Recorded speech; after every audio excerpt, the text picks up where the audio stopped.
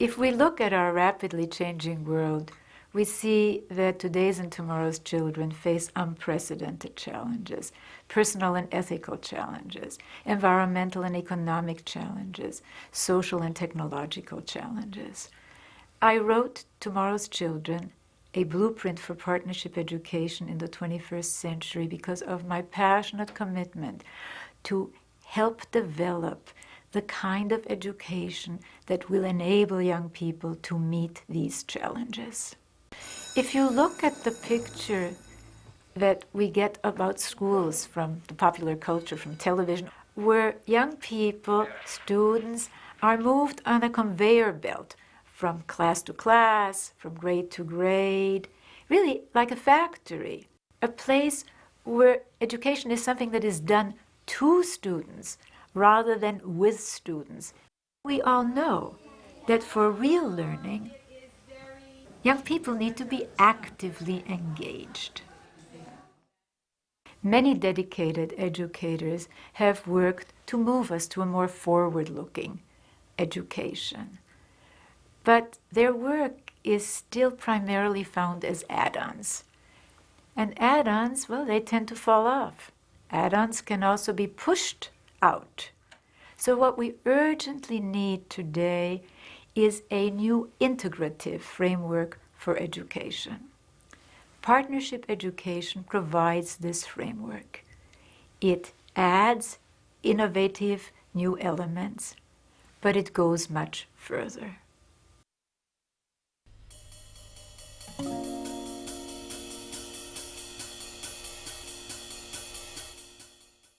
Education doesn't happen in a vacuum. It happens in a social and historical context. Just a few hundred years ago, if a child got an education at all, it was for her or his fixed station in life. The emphasis was on rankings, on learning to obey orders, and if that was one station in life, to give them. Canings and other brutal treatment of children were considered normal. The curriculum focused almost exclusively on one half of humanity because it was a much more male-dominated time, with hardly any attention paid to the female half. All this was appropriate for an authoritarian, top-down, rigidly male-dominated society, a society orienting more to a dominator rather than partnership model.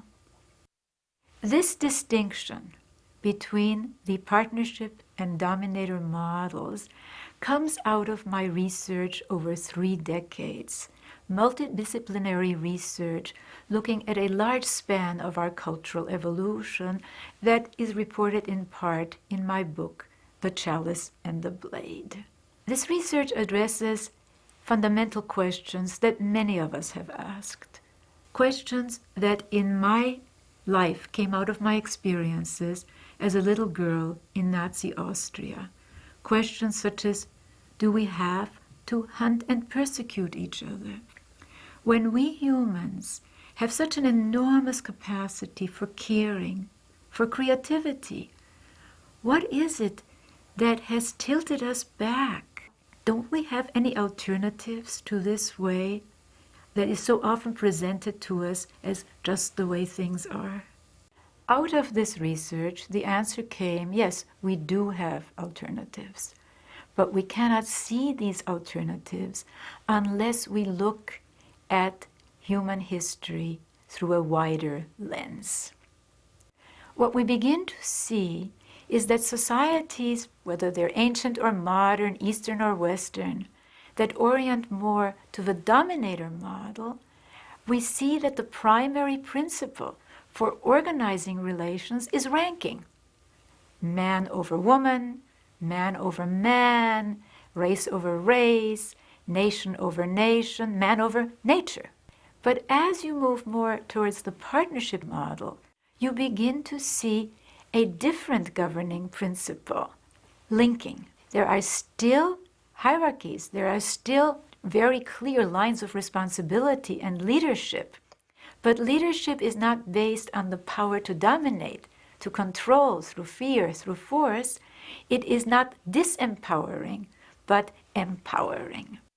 We live in a time when we have technologies not only of communication that span the globe in a matter of minutes, but of destruction that span the globe in a matter of minutes.